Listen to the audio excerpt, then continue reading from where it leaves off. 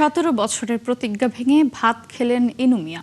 2008 সালে ভোটকেন্দ্রে অপমান এবং শারীরিকভাবে লাঞ্ছিত হওয়ার প্রতিজ্ঞা করেছিলেন বিএনপি যতদিন রাষ্ট্র ক্ষমতায় না আসবে ততদিন ভাত খাবেন না তিনি।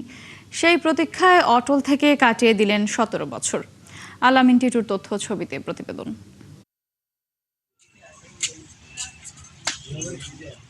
কিশোরগঞ্জের কুলিয়ারচর উপজেলার পশ্চিম জগৎপুর গ্রামের বাসিন্দা ইনু মিয়া।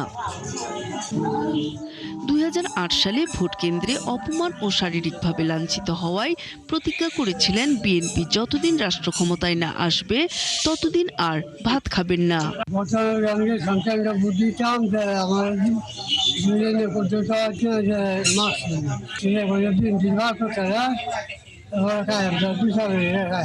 পরিবার ও এলাকার লোকজন বলেন, একসময় খেতে খামারে দিনমজুরের কাজ করতেন ইনু।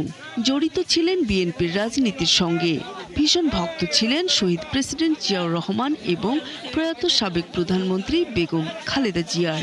যতদিন পর্যন্ত বিএনপি দল না যাইব ততদিন পর্যন্ত আলম ভাই সংসদে না ঢুকবো ততদিন পর্যন্ত আমার বাবা ভাত খাইব না। সন্ত্রাসীরা ওনাকে লাইন থেকে টেনে মারপিট করে বের করে দেয়। এরপর থেকে উনি প্রতিজ্ঞা করেন যে যতদিন পর্যন্ত বিএনপি সরকার ক্ষমতায় না আসবে ততদিন পর্যন্ত উনি ভাত খাবেন না। পরিবার ও স্বজনদের শত চেষ্টাতেও একদিনের জন্য প্রতিজ্ঞা ভাঙেননি ইনু। অবশেষে মঙ্গলবার বিকেলে বস্ত্র ও পাট মন্ত্রণালয়ের প্রতিমন্ত্রী শরীফুল আলম এমপির উপস্থিতিতে শত শত নেতাকর্মী আর এলাকার লোকজনের সামনে আনুষ্ঠানিকভাবে ভাত খান 80 বছরের প্রবীণ ইনু মিয়া। মাননীয় মন্ত্রী আজকে মিনাকে 17 বছর পরে তার নিজ হাতে ভাত খাওয়াচ্ছেন। আজকে উনি নিজ হাতে ইনু ভাইকে ভাত খাওয়াচ্ছেন। এই আনন্দে আমরা এলাকাবাসী আনন্দিত। এ নিয়ে পাট ও বস্ত্র প্রতিমন্ত্রী শরীফুল আলম বলেন, ইনু মিয়ার মতো কর্মী আছে বলেই বিএনপি সব ধরনের ষড়যন্ত্র ও নির্যাতনের পরও বারবার দেশের শাসন ক্ষমতায় এসেছে। উনি তার প্রতিজ্ঞা অক্ষরে অক্ষরে পালন করেছে। আজকে আমি ইনু ভাইকে স্যালুট জানাই।